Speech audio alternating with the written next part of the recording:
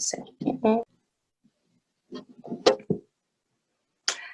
Good morning. Hello, world. This is Allie Owens, and you've tuned into the Annoyingly Positive podcast. And I'm super pumped up. Today we have a guest. We have Joy McAdams. So she does a little bit of everything, you guys. She's like a one-woman band. So I'm going to give her the floor and let her introduce herself and let you know what type of mindset she has and how she's rocking it currently right now with the pandemic going on.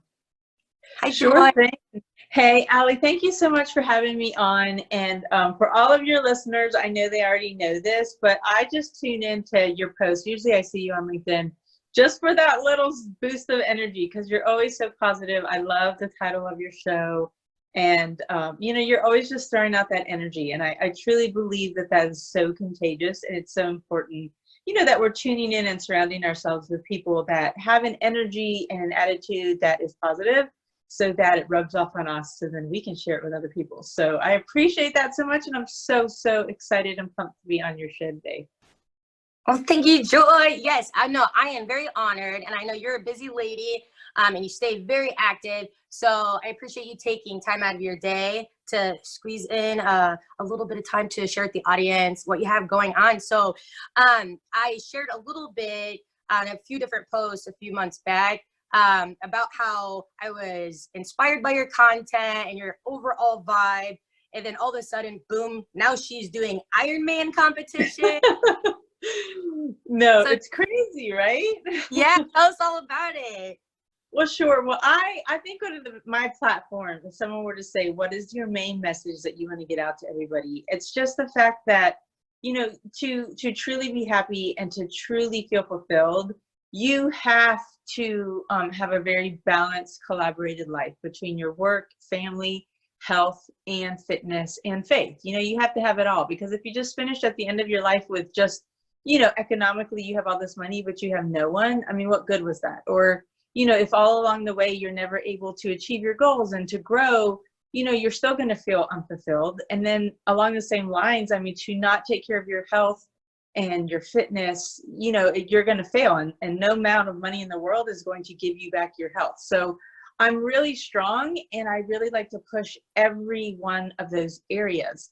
And just this last year, 2019, and I totally think God knew how hard 2020 was going to be, because right before 2019 started in December, I was looking across old pictures, and I was kind of struggling right then in growing my business. I was kind of at a standstill. I have a physician relations business where we grow medical practices, and I was kind of at a standstill, and I was flipping through old pictures, working on putting together a Christmas card, that type of thing. And I came across myself as a 4-year-old when I ran a 9.3 mile race, which is so crazy. But if you think about it, it wasn't the endurance of a 4-year-old doing that, because you have kids, I have kids. A 4-year-old's got that energy. That's not impressive, right? They can run through right. What was on my face in that picture was the focus, this focus. And for a 4-year-old to have the focus to want to train and to want to run that long, that's what I keyed in on. And I was like, wow, look at that little me focused. What can I do to get that kind of focus back? And I thought, you know what, in all my, I've been so consistent with health and fitness and all of that, but I've never pushed myself. I've never done a full marathon. So I was like, you know what, I need to press myself to run a full marathon, 26.2 mile race. So I made that decision. I did my first longer run, like December, I think it was like December 30th or something like that. And the race I was training for was going to be in March.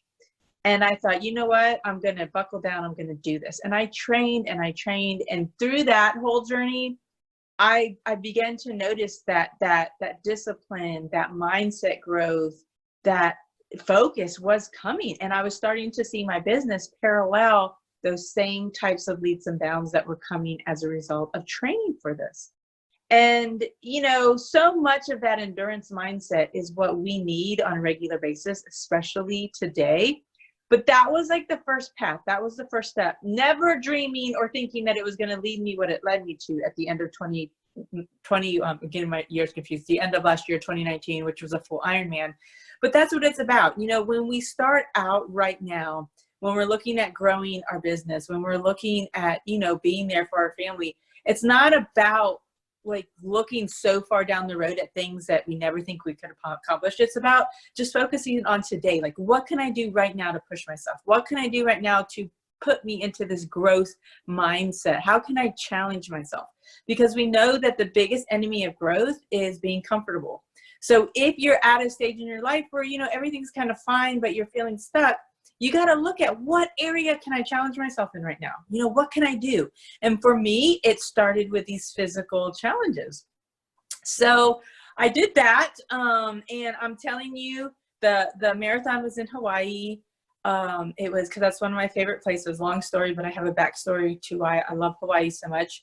And I went back there, and I'm telling you, that morning when we were riding the bus up the mountain, it was dark still, and the whole time the bus kept going, I'm thinking, this is how far we're running? Are you kidding me?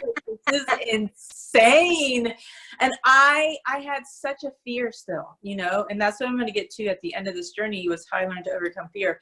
But I still had such a fear and such a panic and such a questioning myself. Can I do this? Am I, you know, am I one of these people? As I looked around the bus at what, in my mind, I thought, wow, these people are like real athletes. What am I doing here? Right. And, you know, I got to the top, and as we started, you know, I continued to push through that fear. And that's what's so important. Like, there's nothing wrong, especially when you start growing. You're going to have fear still, but it's learning how to jump through it, and it's learning how to go through with it anyway. And it's learning how not to listen to those lies that you're telling yourself, that you can't do this, that you're not one of these people. And, you know, we all face that in every aspect of our life. So as I started down that marathon, it was a downhill course, which means that sounds easy, but it's actually more challenging, because what happens is your body's moving faster, your legs are pounding harder, and it's actually working both the front and the back of your legs, so your hamstrings and, you know, your quads. And so by mile 10, even though it felt great to be flying, by mile 10, my legs were shot. I mean, they were shredded. And I was like, man, you know, because in training, I did up to 20 miles. So I was like, 10? I'm already done? Like, what? And that's where my mindset started to fail. You know, it was like, oh, I'm not a runner. Like, I can't do this. Like, let me just tell them to take me to the end. And I totally wanted to give up. But what I learned in that journey, which is what now I've applied to all aspects of my life and to my next challenges and to now being in the pandemic, was when you get to a spot where you're in a really big challenge, where it's really, really hard. Number one, you keep going. Okay. You don't stop and think about what you're going to do, because the minute you stop, the minute you become still and you stop your momentum, is when you're going to start getting these overwhelming emotions of depression and failure. And you're really going to start spiraling downhill in a bad way. So even though I was questioning, am I going to keep doing this? I still kept moving. Even though it was a slow crawl, I got this real sharp, like, cramp in my hamstring that I had never felt before. And it was excruciating. But I was like, you know what? I'm just going to keep moving. So I just kept hobbling along, thinking and starting that battle within my mind of, am I going to keep going? Am I going to stop? What am I going to do? But I kept moving. And that's the first point I want to tell you. In this pandemic, in what we're facing right now, whatever you're facing, when that challenge comes, you keep moving. No matter how slow, you just keep moving. So I kept moving. And then the next step that I learned was, you really have to learn to remove yourself for a few minutes from that pain and from that challenge and from the situation. So I removed myself mentally, and it was almost, this is going to make me sound so weird, but anybody who's ever pushed themselves physically, you'll realize that it's so much about a mindset, that it's these mind tricks that actually help you get through it. So I removed myself. I mean, I think I even like closed my eyes. I was just peeking enough to see the ground so I wouldn't fall. And I took myself above, and I looked towards the finish line, and I looked at, wow, what it's going to look like, what it's going to feel. I could feel the metal going around my neck. I could feel the flood of emotions of, wow, I've done this. And like, I just removed myself and focused on what I wanted the end result and what it was going to be like. And I really engrossed myself in that. And when you can do that, when you can just give yourself a little bit of relief, a little bit of a breath of air from the challenge you're in, like for us right now, what a lot of people are facing in this pandemic with the jobs and, you know, fearful of getting sick, like let's just remove ourselves from a minute. Let's look down the road. Let's say, what's it going to be like when this is over? You know, what is life going to, this isn't forever, right? Like this pain is not forever. We're going to get through it. And what is that going to look like? And that's key too you know, when people are in the hospital, you don't want to, when people are sick and they're facing big challenges, I've had a lot of friends who have battled cancer. You don't want to sit there and just picture your life in the hospital, right? Like you want to remove yourself and think, when I get out, I'm going to go to the beach with my family. I'm going to be sitting around the table at Christmas. Like you have to remove yourself for a little bit and see that vision that you want to have. And when you do that, you can come back with so much more force and like a renewed energy to keep going because you see what you want the end result to be. So that was the next step. So you keep moving, you remove yourself for a moment. And then, oh, sorry, I lost you. Had a phone call there. Okay. And then you keep going and you're starting to, you know, kind of have a renewed energy. And then if the challenge is really hard, which a lot of us are in it right now, you really have to go to a place of like, maybe something really dark. And I know that sounds crazy, but something where someone really hurt you, or a situation that was so hard in your life that you would never want to go back there again. And you go there and I told myself, I was like, you know what, if you don't finish, this is going to happen. This is what's going to happen to you. And you just have to get to that point. I mean, this is how much pain I was in. I was having to push through. And no one taught me this. It was just kind of like, I don't know, God just kind of revealed this to me. And I went there. And when I thought of that moment and that I would never want that to happen, that was it. You know, like there was no stopping, because that was a place of so much deep emotion and so much, you know, kind of anger that I was like, no, forget it. I don't care if I'm rolling over the finish line, I'm finishing, because this will never, you know, I've never allowed this type of thing to happen to me. And then after that, you know, I went there and it was just that grit, that digging deep, and you know, between that and getting some cream and it kind of working itself out, I finished the marathon. And it was such a jump for me and such a feeling, because of all those emotions I had to push through, because of all those life lessons that I learned through the training, through the pushing, that I knew was going to, you know, translate to every area of my life whenever a challenge came. So here I am now. I finished. I'm super excited. I really couldn't walk for the next 2 or 3 days. And my husband had never seen the island, so we went up in a helicopter tour because I wanted him to see the island. Ooh, and while cool. I know, it was beautiful. While on the helicopter tour, the pilot is like flying over the Kona coast of Hawaii, and he's like, "So what's next, Joy? An Ironman?" And I was like, "Shoot, why did you say that? Like, why put that in my mind?" Because now where am I? I'm in a growth mindset, you know, and it's so important that we put ourselves there, because when you're in the place of growing, you're looking for new challenges, because then you're like, you know what? I learned from that. What's next? And that's what you want to be. That's life. I mean, do you see that in your life with growth, how it just takes over? Yeah, 100%. And I love it that you mentioned grit. I'm a big person on, you know, it's no excuses. If you want something, whatever's in your control, latch onto it and wear that thing out. Almost to people to the point where people think you're crazy. I'm sure people were probably like, Joy, are you sure? Yeah. But when you mentioned, and I believe was God speaking to you and getting you ready for that and creating the bigger shoulders for you for that situation where you're, you know, just battling mentally, like, do I want to give up or not? And then you decide to keep on pushing and looking at the finish line. I think there's different levels of grit. And so once you peak them, or like you said, once you hit them, then you get ready for the next phase. And like you said, you start to crave that, and you're like, you go looking for it, because that feeling, it's a rush, and you feel like a badass too. Like, I've never done an Ironman, but I could, you know, imagine, I bet that is such a just warrior type of feeling. Like, I conquered it, victorious, glorious time. So right. And well deserved, you know, because every time you crush through a goal like this, and the harder it is, the more confidence that comes, you know, because I remember even just coming back from that, and you know, there were certain situations that I was still intimidated by professionally, or maybe people I was working with that I was intimidated by them. But after I did that marathon and I came back, it's weird, but my mindset was like, you know what? They've never done a marathon. Like, why am I scared of them? You know, like, it gave me this confidence. Like, it's this confidence that translated to professional as well, you know, to everything. So anyway, so we're up in the air. The guy says, what about an Ironman? I'm like, oh shoot. My husband looks at me like, don't even think about it, you know, because he has been like my support system. So anything I'm taking on, he's having to find the extra time to let me go train, you know, so it's a team effort, definitely, because you can't accomplish it by yourself. And so I got back and I was like, man, that really would be cool. You know, like that really would be cool. I don't know how to swim like competitively at all, besides just leisurely, you know, lounging in the pool. Biking kind of terrifies me. I'm like, but how about I just try, you know? So I started to learn to swim. And the first time I went to the pool, I was like, this is horrible. Like, it's about the breathing and the technique, and you feel like you're drowning. And it's a big learning curve. So I'm YouTubing like crazy, you know, trying to get techniques and drills to learn how to swim. We got a bike. You know, I'm trying to learn how to bike because there's so much gear that comes along with these things. So you got to get the helmet and the clip shoes, and I mean, and you got to get a bike. And so anyway, I signed up for my first. It was like a little mini triathlon. It wasn't very far at all.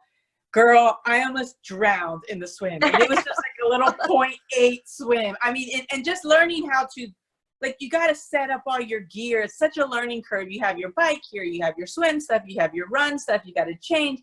And in the swim, I started off with a wetsuit, which was too small. And as I'm swimming, I'm feeling choked. So then in mid swim, I'm trying to take off the stuff. And I still really didn't know how to swim. And I was literally the last one coming in. My husband thought I had drowned. He was just happy to see I was alive.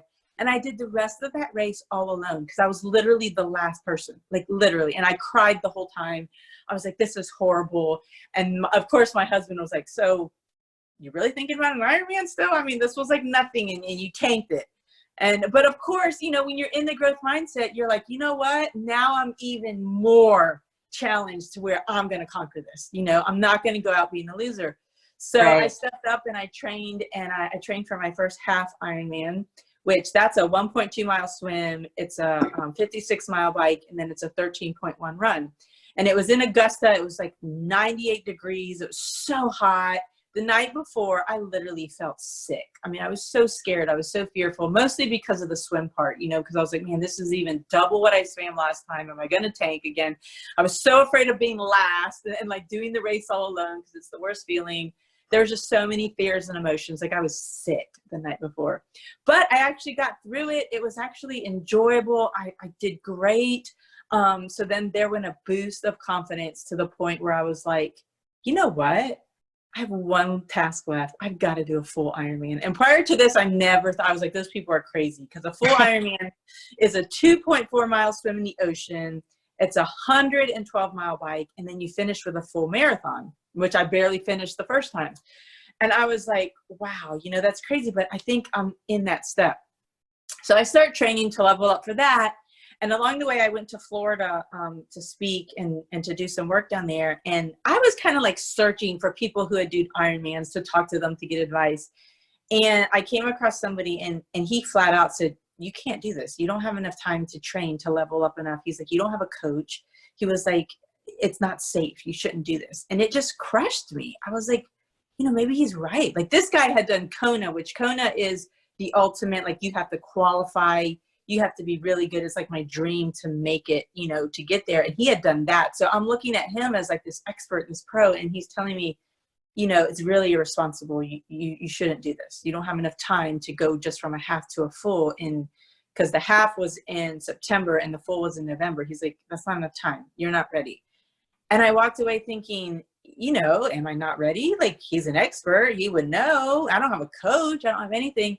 But then once again, you know, I was like, no, like I have already done two things that I never thought I'd be able to do. Like this is just one more step up. And that's what's cool when you look at challenges. It's not going from 0 to 100. It's those steps, right? It's just taking those steps along the way. And going along with all of this, paralleling all of this, my business is growing at the same rate, right? Like every time I hit a physical milestone, my business would hit a milestone. So I was like, no, of course I have to keep going.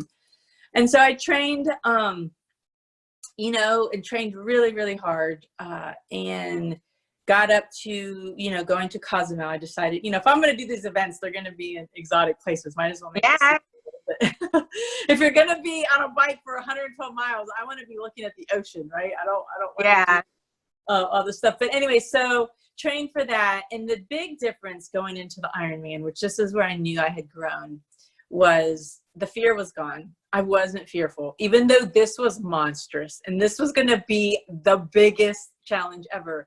I wasn't fearful. That fear had translated over to just a big respect, you know, a respect for, you know what, this is taking a lot of preparation. It's going to take a lot of grit. I know it's going to be hard. I respect that, but I'm not fearful. And that's when I knew I had really grown. You know, that's when I knew I had changed, because that's a big shift in perspective, you know, especially facing something so big. And it's funny going there the whole time, like in the airport at all of our stops getting there, there was people headed to the race that had done Ironmans. They're in all their Ironman gear. And I'm in like a cute little, you know, like beachy outfit. And all of them were walking up to my husband saying, so you doing the Ironman? You doing the Ironman? And every time gross. I know. And he would say, no, she is. And they would look at me like, she's doing it? Like, what? And so that didn't help with my confidence, right? But I'm like, no, I'm doing it. And so even up to the day we checked in the hotel, I mean, even at the hotel, every breakfast, everybody was asking him if he was doing it. And no one would ask me, like no one. And I was like, are you kidding me? So anyway, the only time I had a real question was when I went to check in my bike, because you go and you go down like the red, black carpet of Ironman, and you go to check in your bikes and you pass all the pros bikes. And these are like $10,000, $12,000 bikes or more. Okay. So they're like super aerodynamic, super cool looking. And here I just had I had a road bike. I didn't even have a triathlon bike. And you know, mine's a little, you know, I got it off a Craigslist type bike, and I'm like, wow, you know, like their bikes are going to be flying. This is going to be so much harder for me because I don't have everything they have. And I literally was looking for just one bike like mine, like just one. And I saw maybe one, and that was it. And I was like, wow, maybe I leveled up too much. Like maybe I truly, and then of course those thoughts are coming in from the guy who, you know, from the guy who had told me, hey, you can't do this. And I checked in my bike and I almost started to cry, and I was like, this is too much. Like, Joy, you've gone too far. Like, you know, I think you're out of your league. And then I walked over to the water's edge and saw the water was real choppy. And I really started to have a sense of, you know, questioning myself. But then I was like, no, you've worked hard, you know, and once again, I shifted to that. I respect that this is going to be hard. But hey, I'll just get a better bike workout than anybody, right? Because it's going to be harder for me because I don't have this super aerodynamic bike. And then I left it there. I left that fear and the doubt there, and, you know, went into it. And it was literally the most incredible day of my life. I mean, the whole time, my husband's like, you weren't even worried. Every time I saw you, you were smiling. And I'm like, I was, because I was living my dream, right? All through training, all through this, I was picturing swimming in the oceans, picturing biking by the, you know, and I was like, it was just so surreal to be in your biggest goal and to be accomplishing it and crushing it. And you just, all day, I just had this feeling of, this is amazing. So 14 hours later, I finished. It was unbelievable. The feeling, the rush, you know, was everything I thought it would be. And yeah, talk about confidence. No one can tell me now that I can't do anything, because girl, I did a full Ironman, which is insane. And anybody can do it. They really can. It's just a mindset, and it's just a day, you know, climbing those steps until you're ready for it. So anyway, that's my long story of how I love it. I ended up doing a full Ironman, and I'm telling you, my life has changed because of it. My mindset's changed because of it. And now anytime I question anything, I go back and pull up the videos or the pictures, and I inspire myself. And that's what I would encourage everybody. You have to be doing things in your life so that you inspire yourself. Like, it's great to look to other people for inspiration, but you need to be able to go to points in your life where you accomplish things so that you inspire yourself, because there's nothing more powerful than that. No, I absolutely love it. A round of applause. I really like to take it around because it just adds so much. It's more fun that way. But no, I love your story, and I remember watching the videos, and I had forgotten until you had mentioned just now that I didn't know how to swim. Like, it's tough teaching my kids how to swim. So being an adult and knowing the fear of the water and what water can actually do, and then diving in and overcoming that, and just sticking to your guns, like, this is part of it, no nonsense, I have to figure it out. YouTubing, that's what it's about, is just figuring it out. So very, yeah, absolutely. And the sad thing is, like, 2 people died during this race. And all along the way, you saw people dropping off like flies because it was hot, you know, like, oh all the my field. word. I mean, birds were dropping from the trees, and I'm thinking, what the heck? Like, I hope I'm okay. Because people would just all of a sudden fall over, and you're like, what? You know, so I felt like that. I know, it was like such a mindset that you had to keep, you know, going forward, because people were falling all around you. And you know, but I really think I nailed the nutrition. That was a big part of it, was nailing your nutrition, so you had that steady energy and you're hydrated. And all of that, you know, was just YouTubing and looking for myself. I never had a coach or anything like that. So my goal this next year is to really level up. My dream is to get to Kona, and to do that, I've got to shave about 4 hours off of my time, which I have a plan to do. And even if not this year, maybe, you know, 1 year from now I can do it. But that's my goal, is to make it to Kona, Hawaii, and be in the World Championships, you know, and you got to qualify. You got to at least qualify in your age groups. I mean, meaning you got to do it in about 10 hours or under. And I did it in 14. So I got 4 hours to shave off here. You're gonna do it. That's right. No, that's exciting. And I love it that, like you said, just keep adding more goals to the list, and the goals never stop, and then it just transcends into the rest of your life. So I think you have a ton of value to just, you know, teach people. And when it comes to getting down in the trenches and actually putting in the work and just switching your mindset, stepping outside of yourself if you have to, I think it's really beneficial for people to hear this kind of thing in real time, what really, really, really does occur in your head and what it takes to get past it. So great job, Yeah, Joy. it's a mindset. And like I said, I think God really knew that 2019 needed to be such a year of growth, because we're already seeing, you know, 2020, I found out some physical things, and then now here we are, you know, economically, and it's like, wow, 2020, I don't know that I would have been able to even handle it this far, so had I not grown so much in 2019. So, you know, especially whenever you're prompted to push yourself, do it, because you don't know what's coming. You don't know, and you want to be strong enough to carry those you love and carry those around you. And if you aren't consistently growing yourself, how are you going to be strong enough to carry everybody else? So that's a big takeaway too, is we have to constantly be growing and challenging ourselves. Right. Definitely. I have one question for you, my dear. If I can ask, what did your husband say to you? We heard just little tidbits about what he said along the way. What did he say to you once the Ironman was over, when you completed it? If you remember. He's going to say, I'm not going to lie, I was really nervous. He's like, I knew you'd finish it, but I didn't, you know, he was more thinking I'd be one of the last people rolling in. Oh. And he was just nervous. And honestly, you know, kudos to him, because if you would see how much those supporting you have to do during that 14 hours, I mean, he's running from station to station. Then when I was done, he was getting my bike back. And then, you know, like, he was just spending the whole time making sure that when I was done, we could just leave, because it's a madhouse. It's crazy. And, you know, he was exhausted by the end of the day too. But yeah, big support system. But, you know, he's like, he said, when you made it through the swim, then I knew you'd be okay. Cause that was the biggest thing I was worried about, was making it through the swim, because people were getting pulled out in the current and everything. I mean, it was insane. No, that's awesome. That's adorable. Yeah, it's important to have the right teammate and have them support you. Mm-hmm. So that's beautiful. Now, as far as continuing your journey, prepping for your journey with the pandemic going on, what does the next few months look like for you, so that in case people want to get inspired to stay active, or get inspired to be fit, or get inspired to just keep attacking their own professional goals, what are you going to be doing? What can they look forward to? And where should they look for your content first?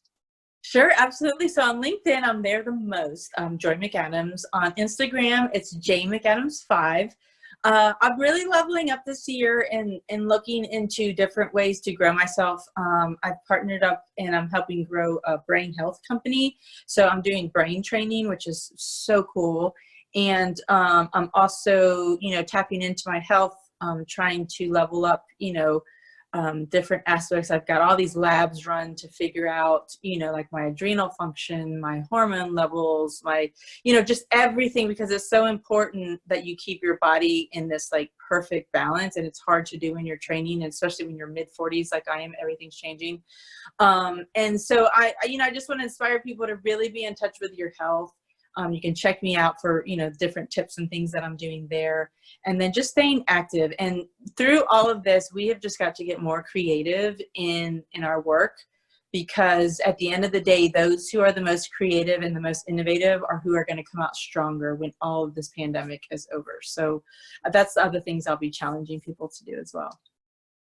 Nice. Yes. I love that you mentioned creativity. I feel like I just keep saying, I love it. I love it. I love it. But I do. I love all your stuff. You're so. Aww. Yeah. Well, I just feel like there's people when you consistently see their content. So definitely I encourage people to check out your content 100%. But when you see their content, you can tell when people have genuine content and when it's not very authentic.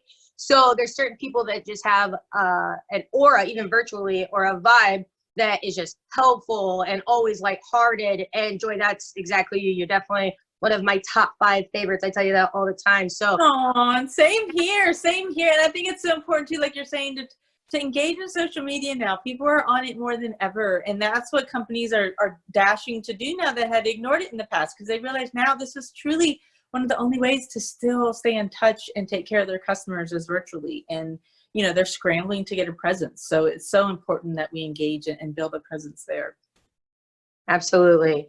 Well, thank you so much for your time today. And thank you for sharing a part of your story with us. I feel like I want to go out and do something once again. You need to. It's a love-hate relationship, but it makes you feel so good at the end of the day. You know that. I know you're consistent working out. Yeah, definitely. Always trying to move the needle there too. So, I was inspired today. I hope that our audience was inspired today. So you guys heard it. If you have questions or just want to creep on her a little bit and see what she's all about, packed up so much, I encourage you to do so. But continue to stay safe. And Joy, thanks again for your time. And do you have anything else that you want to say in closing to the audience? That's it. I just hope everybody has, you know, enjoy this time with your family.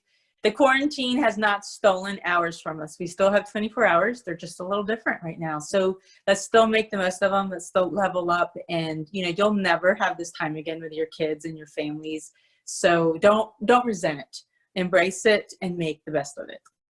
Yes, exactly. And if you have to make a makeshift class, then perfect. I love it. You have a great weekend. Talk to you later. You too. Bye, Joy. Thanks again. Bye.